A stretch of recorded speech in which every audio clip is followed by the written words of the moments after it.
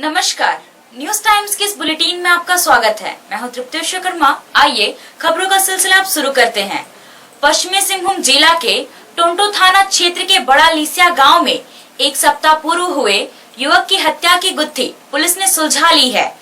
दुकट्टा गांव निवासी कुंजू हासदा की उसके दोस्त सोंगा दुराईबुरु एवं महाती हिस्सा ने मिलकर 26 दिसंबर की शाम को बड़ा लीसिया गांव में आयोजित फुटबॉल प्रतियोगिता से लौटने के क्रम में कर दी थी। जगन्नाथपुर अनुमंडल पुलिस पदाधिकारी प्रदीप उरांव के नेतृत्व में गठित एसआईटी की टीम ने एक सप्ताह के भीतर इस मामले का पटाक्षेप करते हुए हत्या के दोनों आरोपी को गिरफ्तार कर लिया। गिरफ्तार दोनों आरोपियों ने मामले में अपनी संलिप्तता स्वीकार करते हुए जो खुलासा किया वह बेहद ही चौंकाने वाला है। दोनों आरोपियों ने महज चोरी की एक साइकिल के बंटवारे को लेकर कुंजू हासदा की हत्या कर दी थी। बड़ा लीसिया गांव में आयोजित फुटबॉल प्रतियोगिता से इन तीनों ने मिलकर एक साइकिल की चोरी की थी, जिसे कुंजू लेकर घर आ रहा था। इसी बीच साइकिल किसके पास रहेगा, इस बात को लेकर तीनों में विवाद हुआ। दोनों साथियों ने मिलकर कुंजू हासदा को पीट कर मार डाला। तीनों नशे की हालत में थे। हत्या के बाद दोनों साथी मौके से चोरी की साइकिल लेकर फरार हो गए। टोंटो थाना अंतर्गत ग्राम लिसिया में फुटबॉल मैच 25 दिसंबर को हो रहा था और उसी मैच में दुकट्टा का कुंजू हासदा मैच देखने गया था। और जब मैच समाप्त होने के पश्चात वो घर नहीं लौटा तो उसकी माँ के द्वारा काफ़ी खोजबीन किया गया कि मेरा बेटा अभी तक आया नहीं है।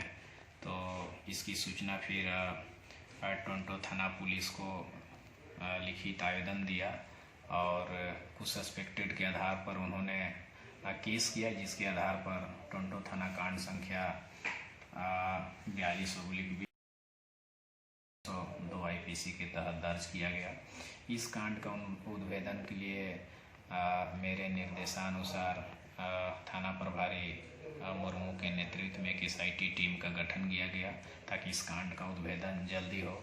और पुलिस ने बहुत ही चतुराई और अनुसंधान को पेशेवर तरीके से इस कांड में दो लोग संलिप्त हैं, जो प्राथमिकी अभियुक्त हैं, उनको इस कांड में संलिप्तता पाई गई और दोनों प्राथमिकी अभियुक्त को विधिवत रूप से गिरफ्तारी किया गया। और दोनों जो अभियुक्त हैं सोंगा दुराईबुरु जो दुकट्टा का ही रहने वाले हैं और दूसरा अभियुक्त महाती हिस्सा वो भी दुकट्टा का ही रहने वाले हैं।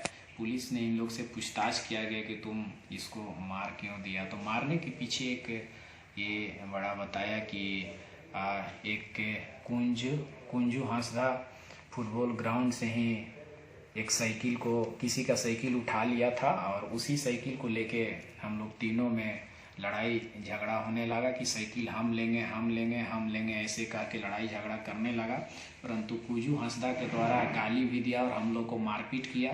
इस चलते हम लोग शाम में मैच लौटने के क्रम में फिर हम लोग प्लान करके उसको कुंजू हासदा को मार दिए। और उसमें एक छड़ी था, डंटा था, उसको भी डंटा से भी उसके शरीर में कहीं जो शरीर में जख्म है वो भी उसका ही है। तो ये और ये सोंगो हासदा के द्वारा बोला गया कि नहीं हम गला भी दबाए, उन्हें कन्फेस अपना स्वीकार किया और दोनों को विधिवत रूप से उसके निशानी देही पर वो डंटा को बरामद किया गया है। विधिवत रूप से जब्ती सूची बनाकर बरामद किया गया है और दोनों अभियुक्त को गिरफ्तार कर माननीय न्यायिक हिरासत में भेजा जा रहा है। गृह मंत्रालय भारत सरकार के वरीय सुरक्षा सलाहकार के विजय कुमार आज पश्चिमी सिंहभूम के दौरे पर पहुंचे। यहां उन्होंने नक्सलियों के खिलाफ चलाए जा रहे अभियान की समीक्षा की। सोनवा में सीआरपीएफ की 60 बटालियन के कैंप में के विजय कुमार ने जिला प्रशासन, जिला पुलिस और सीआरपीएफ के वरीय अधिकारियों के साथ बैठक कर नक्सलियों के खिलाफ चलाए जा रहे अभियान की समीक्षा की। भविष्य की रणनीति पर भी चर्चा की गई। बैठक करीब 1 घंटे तक चली। इस दौरान सीआरपीएफ के IG Maheshwar Dayal, DIG operation D Banerjee, Kolhan प्रमंडल के डीआईजी राजीव रंजन सिंह, झारखंड जगुआर के डीआईजी कुलदीप द्विवेदी, सीआरपीएफ के डीआईजी एचएस रावत, सीआरपीएफ के कमांडेंट आनंद जेराई, पश्चिमी सिंहभूम के एसपी अजय लिंडा और चक्रधरपुर के अनुमंडल पदाधिकारी अभिजीत सिन्हा भी मौजूद रहे। बैठक के बाद पत्रकारों से बात करते हुए के विजय कुमार ने कहा कि नक्सलियों के खिलाफ चलाए जा रहे अभियानों में और तेजी लाई जाएगी। मजिस्ट्रेट भी है, बाकी सिक्योरिटी लोग भी है। यहाँ का सिक्योरिटी डेवलपमेंट दोनों एस्पेक्ट के बारे में थोड़ा बात करने के लिए आया। हमारा फोर्स का सिनर्जी तालमेल बहुत बढ़िया है। यहाँ सीआरपी भी है, लोकल झारखंड जागवास भी है, बाकी डिस्ट्रिक्ट पुलिस भी है, अजय लिंडा और हमारा डीआईजी साहब बहुत बढ़िया इधर काम कर रहे थे। और बाकी कलेक्टर साहब से भी लास्ट टाइम हम मिले थे 2 महीने पहले। हम अगले महीने एक रूटीन विजिट है, इसमें more to encourage the security work. Saraikela में बोलेरो की किसी अज्ञात वाहन से टक्कर हो गई। इसमें एक युवक की मौत हो गई, जबकि 4 व्यक्ति गंभीर रूप से घायल हो गए। आशंका जाहिर की जा रही है हादसा ट्रक की टक्कर की वजह से हुआ होगा। घटना की सूचना के बाद मौके पर पहुंची पुलिस ने घायलों को अस्पताल पहुंचाया। राजनगर थाना के सड़कपोस गांव के पास NH 220 पर यह हादसा हुआ है। हादसा सोमवार की देर रात में हुआ। घटना की सूचना के बाद मौके पर पहुंची पुलिस ने घायलों को अस्पताल पहुंचाया, जबकि शव को पोस्टमार्टम के लिए भेजा गया। दुर्घटना का शिकार सभी लोग उड़ीसा के रहने वाले हैं। राजनगर अपने रिश्तेदार के घर आए थे। वापस लौटने के दौरान सड़क हादसे का शिकार हो गए। इस हादसे में जिस व्यक्ति की मौत हुई है उसका नाम सहदेव मुंडा बताया जा रहा है, जबकि सुराय मुर्मू, उखदा टुड्डू, गोचांद मुर्मू एवं धुमुल टुड्डू दुर्घटना में घायल हुए हैं। गाड़ी सहदेव मुंडा ही चला रहा था। टक्कर इतनी जबरदस्त थी कि बोलेरो के परखच्चे उड़ गए। टक्कर की आवाज से आसपास के लोग सड़क पर आए तो उन्हें हादसे की जानकारी मिली। इसके बाद इसकी सूचना पुलिस को दी गई। सहदेव ने मौके पर ही दम तोड़ दिया, जबकि पुलिस ने चारों घायलों को CHC राजनगर पहुंचाया। यहां से प्राथमिक इलाज के बाद सभी को MGM जमशेदपुर रेफर कर दिया गया। 1:45 बजे सूचना मिली थी कि ग्राम बगरा ईसाई में एक बोलेरो दुर्घटनाग्रस्त हुई है, जिस पर तुरंत पेट्रोलिंग पार्टी को भेजा गया। पता चला कि एक व्यक्ति की मृत्यु हो गई है और 4 घायल हैं, जिसमें 2 गंभीर रूप से घायल थे। चारों को प्राथमिक उपचार के बाद MGM रेफर कर दिया गया है। अन्य कार्रवाई की जा रही है। पूर्वी सिंहभूम जिला के घाटशिला विधायक और झारखंड मुक्ति मोर्चा जमशेदपुर महानगर जिला अध्यक्ष रामदास सोरेन को सोमवार देर रात सीने में दर्द की शिकायत पर सरायकेला जिले के आदित्यपुर स्थित निजी अस्पताल में बेहतर इलाज के लिए भर्ती कराया गया है। बताया जा रहा है कि विधायक को दिल का दौरा पड़ा था। हालांकि अब इलाज के बाद इनकी स्थिति बेहतर है। निजी अस्पताल में विधायक की इलाज कर रहे डॉक्टरों द्वारा विधायक के परिजनों को बताया गया कि उनके हार्ट में ब्लॉकेज पाया गया है, जिसकी एंजियोग्राफी के बाद उन्हें ऑब्जर्वेशन पर रखा गया है, जहां उनकी हालत पूरी तरह स्थिर बताई गई है। विधायक के पुत्र रॉबिन सोरेन ने बताया कि कल अस्पताल से विधायक रामदास सोरेन की छुट्टी भी कर दी जाएगी। इधर विधायक की तबीयत बिगड़ने की सूचना पर बड़ी संख्या में झारखंड मुक्ति मोर्चा के कार्यकर्ता पूर्वी सिंहभूम से हालचाल जानने सरायकेला के निजी अस्पताल पहुंचे। बहरागोड़ा के विधायक समीर महंती भी पहुंचे। मौके पर विधायक समीर महंती ने बताया कि रामदास सोरेन की स्थिति पहले से बेहतर है। डॉक्टरों द्वारा फिलहाल इलाजरत विधायक रामदास सोरेन को किसी से मिलने की अनुमति नहीं दी गई है और डॉक्टरों द्वारा उन्हें बातचीत किए जाने से भी सख्त मना किया गया है। विधायक जी का स्थिति बहुत ही अच्छा है, जिनका साथ लाखों करोड़ों लोग का दुआ है। ऊपर वाला भी सोचता है कि इंसान को अब एकदम सही सलामत रखना जरूरी है, क्योंकि उनसे बहुत लोगों का सेवा लेना है और बहुत ही ठीक है। कल डॉक्टर उनको छोड़ देगा, लेकिन हम लोग अपने से बोले कि थोड़ा सा आराम करिए। हम बगल का विधानसभा में रहे, हम लोग बहुत ज़्यादा अगर काम होगा दोनों विधानसभा को देखेंगे, लेकिन आप थोड़ा सा आराम करिए। बहुत दिन सेवा हुआ है, सेवा होते रहेगा और एकदम फिट है, बिल्कुल कहीं पता ही नहीं चला कि उनको कल कुछ हुआ था।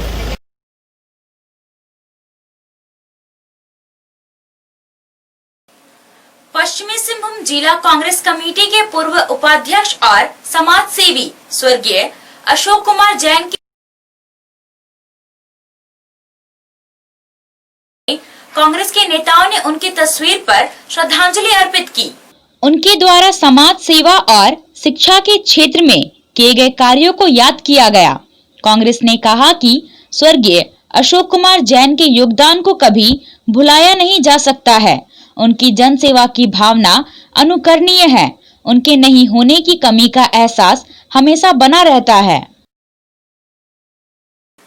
झारखंड प्रदेश मूवमेंट कॉन्फ्रेंस के कार्यकारी द्वारा राज्य के सभी जिलों के अध्यक्ष की सूची जारी की गई है। बेहतर कार्य को देखते हुए मौजम बिहारी को एक बार फिर से पश्चिमी सिंहभूम जिला का अध्यक्ष बनाया गया है। मौजम बिहारी को जिला में नई कमेटी का विस्तार करने और उसकी सूची प्रदेश कमेटी को भेजने का निर्देश दिया गया है।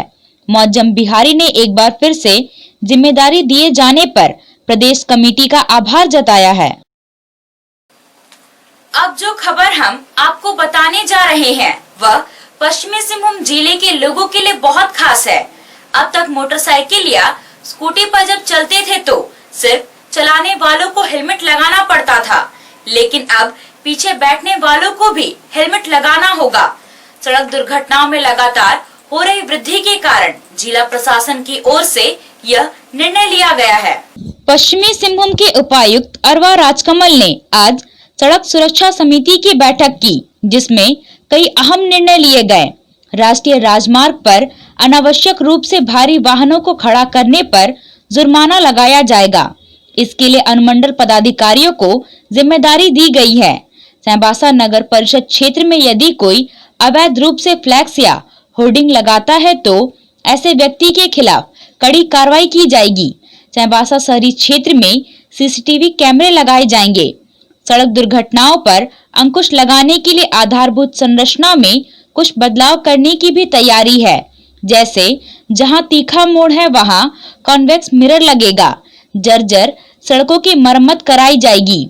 शहर में प्रवेश करने वाले रास्तों पर पहले से लगाए गए लाइट्स को फिर से व्यवस्थित किया जाएगा। सामाजिक और व्यवसायिक संगठनों को पहले कुछ जिम्मेदारियां सौंपी गई थी। कुछ जगहों पर तो काम हुआ है, लेकिन कई कार्य अभी भी पूरे नहीं हुए हैं।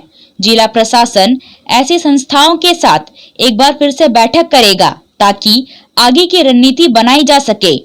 पर्व त्योहार के दौरान जिन स्थानों पर घटनाएं होती हैं उन्हें चिन्हित करते हुए वहां पुलिस और दंडाधिकारी प्रतिनियुक्त करने की तैयारी है। पश्चिमी सिंहभूम के उपायुक्त अरवा राजकमल ने बताया कि आईसीयू की व्यवस्था नहीं होने के कारण दुर्घटना का शिकार व्यक्तियों को बेहतर इलाज के लिए जिले से बाहर रेफर किया जाता है। बाहर ले जाने के क्रम में व्यक्तियों की मौत हो जाती है। इस बात को ध्यान में रखते हुए सदर अस्पताल में अगले सप्ताह तक आईसीयू को पूर्ण रूप से चालू कर दिया जाएगा।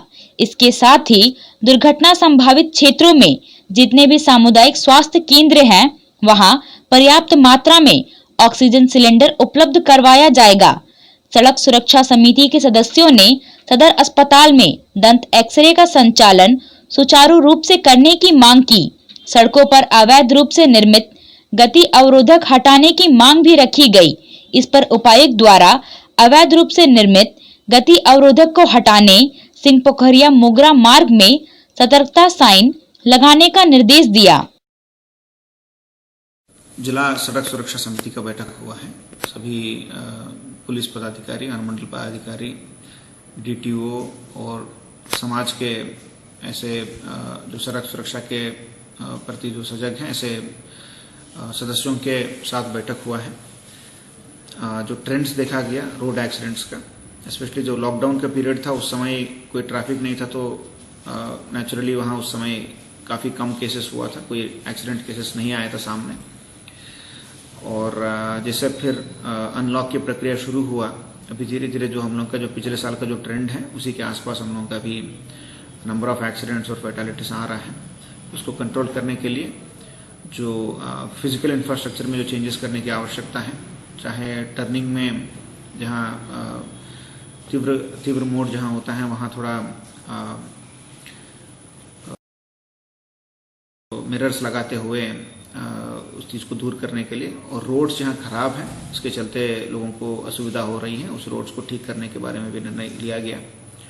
टाउन के जो एंट्री पॉइंट्स हैं टाटा जाने वाले मार्ग पे और टुंगरी के पास जितने भी हम लोग का जो पूर्व के लाइट्स हैं उसको ठीक करने का भी निर्णय लिया गया है। और पूर्व में जो यहाँ के जो स्वयंसेवी संस्थाएं हैं उनको और जो कंपनीज हैं उनको भी दायित्व दिया गया, कई जगह पे स्लाइडिंग बैरिकेड देने के लिए या पुलिस चौकी बनाने के लिए, पुलिस पोस्ट बनाने के लिए।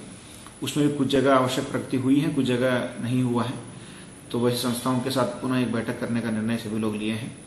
और आने वाले जो माघे पर्व हैं उसके बाद भी लोगों का आना जाना ज़्यादा होता है, कुछ त्योहार का माहौल लोगों में रहता है।